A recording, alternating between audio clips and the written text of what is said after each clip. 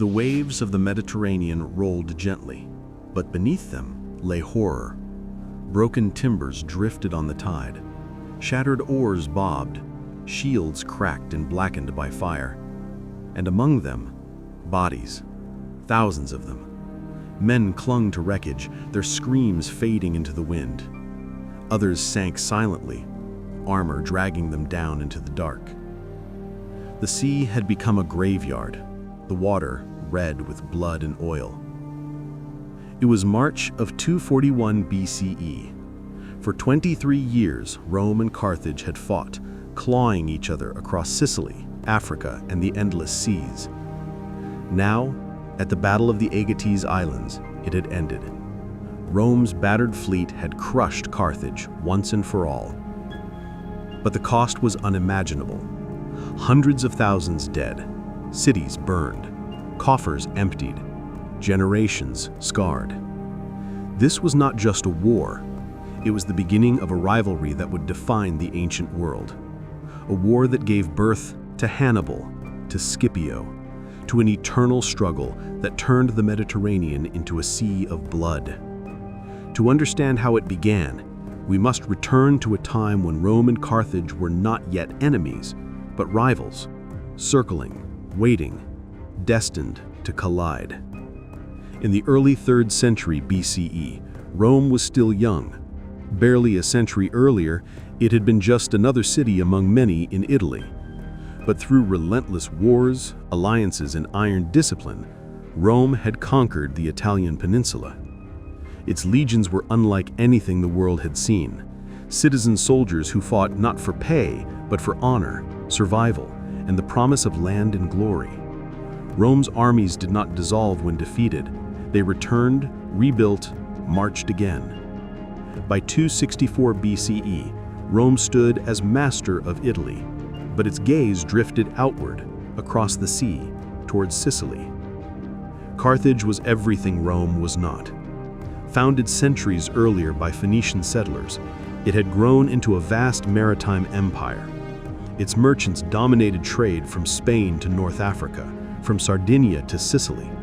Its harbors were filled with ships, its treasury overflowing with silver. Carthage was a city of the sea. Its wealth came from trade. Its power came from ships. Its armies were not citizen legions, but mercenaries, Iberian swordsmen, Libyan spearmen, Numidian cavalry, bound by gold, not loyalty. Where Rome was land, Carthage was water. Where Rome was discipline, Carthage was wealth. Two powers, each supreme in its own world, and between them lay Sicily. Sicily was the jewel of the Mediterranean. Fertile fields, rich harbors, strategic position. Whoever held Sicily could dominate the sea lanes between east and west. Carthage already had colonies there, strongholds along the coast. Rome, though, new to foreign ventures, saw the island as its natural next step. But both powers hesitated to provoke the other directly. It would take a spark, a small city, a band of mercenaries, a desperate plea to ignite the greatest war the Mediterranean had yet seen. The spark came in 264 BCE, in the city of Messana, at the strait that separates Sicily from Italy. Years earlier, a band of Italian mercenaries, the Mamertines, sons of Mars, had seized Messana, slaughtering its men, enslaving its women, making it their own. But now, threatened by both Syracuse to the south and Carthage to the west, the Mamertines were trapped. Desperate, they called for help. Carthage answered first, sending a garrison. But the Mamertines, distrustful of their new allies, turned to Rome. It was a moment of decision. Rome had never fought Carthage directly. Many senators argued it was madness. Why risk war with the greatest naval power in the world for a band of brigands? But others saw opportunity. Sicily was too important. If Rome did not act, Carthage would grow stronger. Rome chose war. In 264 BCE, Roman legions crossed into Sicily for the first time. Carthaginian forces, allied with Syracuse, moved to block them. The first clashes were small, but symbolic. Roman soldiers, used to the hills and fields of Italy, now marched beneath Sicilian sun, gazing across waters filled with Carthaginian sails. Carthaginian mercenaries, hardened by foreign wars, now faced an enemy unlike any other, legions that refused to break. The stage was set. A struggle for one city had become a struggle for an island, and a struggle for an island would become a struggle for the Mediterranean. Rome and Carthage were at war. What began in the streets of Messana would spiral into 23 years of slaughter. The First Punic War had begun. The war began where it had been sparked, in Sicily. Rome sent its legions south, heavy shields glinting under the Sicilian sun. Carthaginian forces, allied with Syracuse, moved to block them. At first, the fighting was familiar. Roman soldiers besieged towns, stormed walls, dug trenches. Their discipline, drilled in the fields of Italy, served them well against Carthage's mercenary armies. But Sicily was not Italy. It was a patchwork of cities, each with its own loyalties, betrayals, and shifting alliances. No victory was final, no defeat permanent. The island became a chessboard of endless sieges. Carthage preferred to avoid pitched battles. Its strength was not its mercenaries, unreliable and prone to desertion, but its navy. From their coastal strongholds, Carthaginian ships supplied their forces, harassed Roman positions, and kept their armies alive. Rome realized quickly, to win Sicily, they would need more than legions. They would need ships. The answer was brutal genius. The Corvus, a boarding bridge 24 feet long, fitted with a spike at its end. When a Carthaginian ship drew near, the Corvus would crash down, piercing the deck, locking the ships together. Naval battle was transformed into land battle. The sea became another battlefield for Roman infantry. The legions, disciplined killers on land, could now storm enemy decks as though storming a wall. In 260 BCE, the new Roman fleet faced Carthage at Mylae. The Carthaginian ships swarmed, confident in their seamanship. But when they drew close, the Corvus fell. Roman soldiers surged across the bridges, shields up, swords stabbing. Dozens of Carthaginian ships were seized, their crews slaughtered. Rome, a land power, had beaten Carthage at sea.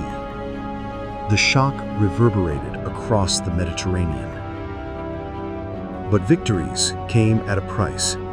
At Ecnomus, in 256 BCE, perhaps the largest naval battle in history, nearly 700 ships clashed. The sea boiled with oars and blood. Roman discipline prevailed, and Carthage withdrew, but tens of thousands lay dead. Rome pressed its advantage, even invading Africa itself. Legions marched near Carthage's walls, burning farms, threatening the city. For a moment, it seemed Carthage might fall. But Carthage struck back. Its mercenaries, led by Spartan commander Xanthippus, crushed the Romans at the Battle of Tunis. Legionaries were slaughtered or enslaved, their generals captured. The dream of quick victory died in the dust of Africa. Rome retreated to Sicily. For years, neither side could deliver the final blow. Rome bled its citizens in endless legions, rebuilding fleets after every disaster. Carthage drained its treasury, hiring mercenaries from every corner of the Mediterranean. Sicily became a wasteland of sieges. Cities changed hands, fields burned, families starved. Soldiers on both sides endured hunger, disease, exhaustion. But still, neither Rome nor Carthage would surrender. By the mid-250s BCE, Rome had learned to fight at sea and to suffer at sea. Victories were undone not by Carthaginian cunning, but by the ocean itself. In 255 BCE, after the failed invasion of Africa, a fleet of 300 Roman ships set sail for home. Laden with survivors, wounded men, and spoils, they never made it. A storm slammed into the convoy, shattering hulls, snapping masts, and dragging men screaming into the deep. Over 100,000 drowned. It was the greatest naval disaster in history. Rome reeled, but not for long. Shipyards thundered again. Forests fell. Carpenters hammered. A new fleet was built, and once more the legions sailed. But the sea was merciless. In 253 BCE, another storm claimed 150 ships. In 249 BCE, at Drepana, Carthage finally struck back in open battle, destroying nearly the entire Roman fleet in a single night. 3 times Rome's navy was annihilated. 3 times, tens of thousands of lives vanished beneath the waves. Any other power would have surrendered, but not Rome. Meanwhile, Carthage found new hope in a commander, Hamilcar Barca. Cunning, daring, ruthless, Hamilcar took command in Sicily after Rome's disasters. He abandoned cautious sieges and struck with speed. His mercenaries raided Roman positions, ambushed supply lines, harassed Roman legions, and kept Carthage alive. He was called Barca, the Thunderbolt, for his sudden, devastating strikes. Yet Carthage's strength was hollow. Its armies were mercenaries, bought with silver, loyal only to coin. Its citizens rarely fought themselves, preferring to pay others. Rome bled its own, but Carthage bled its treasury. Each year the cost mounted. Mercenaries grew restless. The city's elite quarreled, hesitant to commit fully, fearful of risk. Carthage could fight, but not forever. Rome had been shattered by storms, crippled by defeats, drained by death. But it refused to break. In 243 BCE, when the treasury was empty, the Senate refused to surrender. Instead, Rome turned to its citizens. The wealthy funded a new fleet from their own pockets. Carpenters once again built quinqueremes, oars carved from forests, bronze rams cast anew. The legions prepared for one final gamble. After 2 decades of disaster, Rome was ready to finish the war. By 243 BCE, the war had drained Rome to the bone.